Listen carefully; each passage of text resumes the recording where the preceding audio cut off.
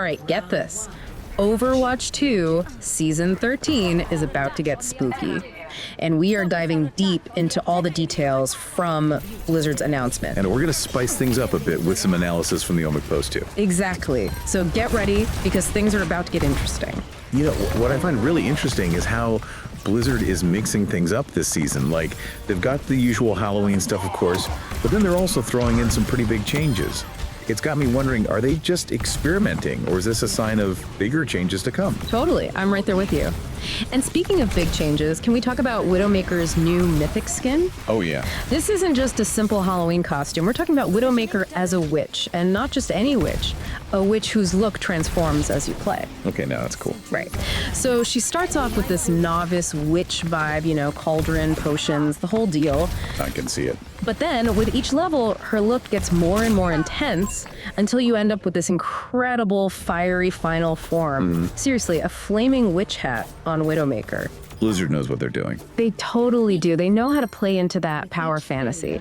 So I'm curious to hear your thoughts. Are these mythic skins, especially the ones that evolve like this, something you're into? You know, I think it's a smart move on Blizzard's part.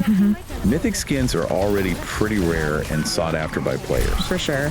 And by giving one to a popular hero like Widowmaker, they're showing they're serious about cosmetics. That would be amazing. It would definitely be huge for players who love to collect those rare skins. Totally. Okay, but hold on, because the Halloween surprises don't stop there. Get ready for Junkenstein's lab, but with a PvP twist. Wait, what? Yep. Instead of the usual player versus environment, it's player versus player this time. No way. Yeah, and not just any TvP. We're talking a chaotic free-for-all with game-changing power-ups. Okay, now you've got my attention. Tell me more. So imagine Reinhardt with a charge that can instantly take out enemies. Or Moira throwing down triple orbs. Sounds intense. It sounds absolutely insane, right? Yes. And you know what's really interesting about this? Remember a while ago when Blizzard was experimenting with what they call pickable passives? Players could basically choose specific passive abilities for each hero. Oh, yeah. I feel like this new Junkenstein's lab road could be tied into that somehow, you know? Yeah. Like, maybe this is their way of testing the waters for a more permanent way to customize gameplay. I see what you're saying. It's definitely something to keep an eye on. Definitely.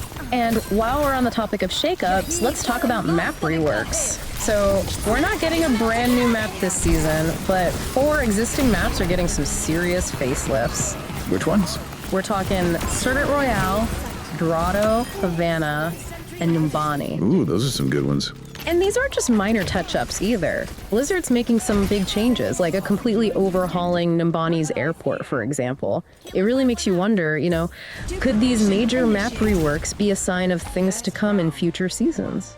It's a bold move for sure, you know, dedicating a whole season to revamping existing maps instead of releasing a brand new one. Yeah. Makes me think they might be gearing up for even bigger map-related changes down the line. Maybe this is their way of testing the waters, seeing how players react to such drastic transformations. Yeah, that's a good point. Now, speaking of bold moves, let's talk about Mythic Aspects. Basically, these are recolors of existing Mythic skins, and they're starting with the sleek black and gold variant called Gilded.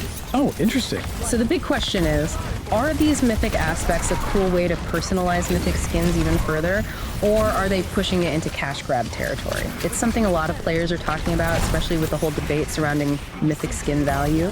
Yeah, and there are valid arguments on both sides, right? I mean, some players feel like Mythic weapon skins, for example, have a bigger impact on the game. Right.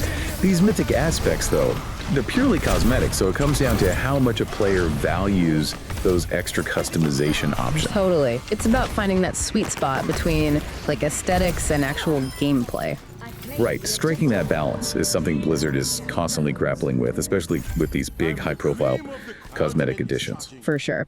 Okay, before we get too lost in the Mythic maze, can we just take a moment to appreciate the plus ultra energy coming to Overwatch 2? Anime fans, you know what I'm talking about. Get ready for the My Hero Academia collaboration. Oh, wow, this is awesome. I know, right? This is huge. It's bringing legendary skins that basically transform Overwatch heroes into iconic My Hero Academia characters. Yeah. Collaborations like this are always exciting. I think it's a really cool way to inject some fresh energy into the game. And it's not just about the games themselves, right? Collaborations like this show that Blizzard is really paying attention to what players are into, even outside of Overwatch. Absolutely, they're tapped in. And speaking of what players are saying, let's talk about the OMIC Post's take on all of this. Their videos are always a good time because they get into the nitty-gritty and don't shy away from sharing their honest opinions. Right. They get straight to the point. And they did not hold back on Widowmaker's new Mythic skin. Oh, really? Yeah. Even though it's this super elaborate design that transforms as you play, they actually thought it was a little underwhelming. Interesting. Why is that? Well, they're more into mythic weapon skins because they feel like those have a more noticeable impact on the actual gameplay. I see what they're saying. There's a certain tangibility to mythic weapon skins. Right, you see it every time you use your abilities. It's like a constant reminder of, what you've achieved. Totally. Right, whereas a character skin, even one as visually impressive as Widowmaker's, it doesn't necessarily have that same impact. But hey, to each their own right. It really comes down to personal preference. Oh, for sure. Now get this, the OMIC Post also has a theory about that new tank hero that's being hinted at for Season 14. Oh yeah, the mysterious new tank. I'm curious to see what they think. So remember how Sombra is part of the Los Muertos faction? Yeah. Well, the OMIC Post thinks that this new tank might be connected to them too. Really? Yeah. They even dug up this old hero concept from way back called Freak. Green mohawk, metal jaw, the whole 9 yards. They think it lines up perfectly. Freak, I vaguely remember that name. And people have been wanting that character in the game for ages. So if the OMIC Post is right and this new tank is connected to Freak, it'd be a huge win for those fans who have been championing that hero concept for years. Oh, for sure. It would be really cool to see Blizzard incorporate that kind of fan feedback, to bring those ideas to life in the game. For sure. And it wouldn't be an Overwatch update without a little fan theory to spice things up, right? Right. Gotta have those theories. They also had some thoughts about Junkenstein's lab going PvP. They were wondering if this could be a sign of things to come, like maybe a permanent addition down the line. That would be a pretty big change, wouldn't it? I mean, Junkenstein's revenge has always been player versus environment. Right. But if Blizzard is trying to breathe new life into PvP, maybe bring in some new players, borrowing elements from Junkenstein's lab, like those randomized power-ups, could be a really interesting way to go. Totally. I'd be down to see how that plays out. Right. It's all about trying new things. For sure. Now, on a less positive note, it seems the OMIC Post isn't sold on those gilded aspects. Those mythic skin recolors. Oh, right, the gilded aspects. Yeah, I can see why they might be a bit hesitant. They brought up a good point about, the value proposition. Are these recolors really worth the extra cost? Or is this just a way for Blizzard to make a quick buck off players who want those exclusive cosmetics? Yeah, it's a tough one. It's that age-old debate, right? Offering cool customization options versus making it feel like you're being nickel and dimed for something that should have been included from the start. It'll be interesting to see how Blizzard handles this moving forward. Totally. It's a fine line to walk, for sure. Absolutely. But hey, at the end of the day, it's clear that Blizzard is trying to find ways to make the game more engaging and exciting for everyone. For sure. And that's what matters. Okay, so we've covered a ton of ground here. Blizzard's announcements, the OMIC Post's analysis. We've even ventured into some fun speculation about the future. But what about you? What are your initial thoughts on everything coming in Season 13? So much to process, right? I mean, we've got Witchy Widowmaker, map makeovers, anime crossovers. Yeah, Blizzard's not holding back this season. It's awesome. But I have to say, there's this underlying feeling of experimentation this time around, I totally get that vibe too.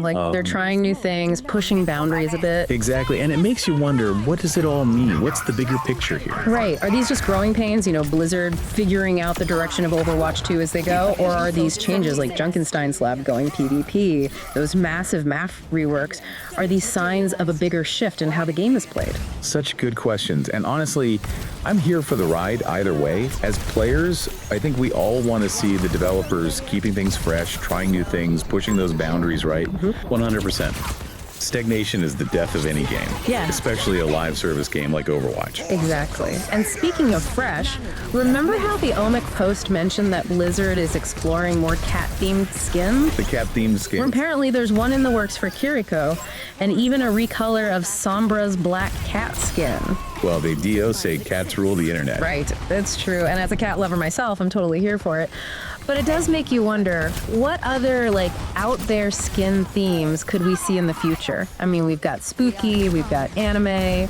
What's next? The possibilities are endless. That's what I love about games like Overwatch.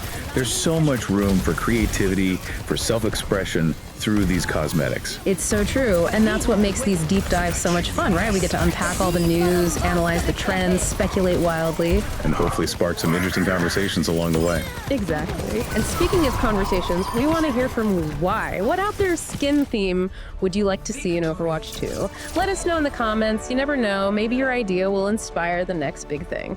And that's it for this spooky edition of the Deep Dive. Until next time, stay curious, keep playing, and we'll catch you in the next Deep Dive.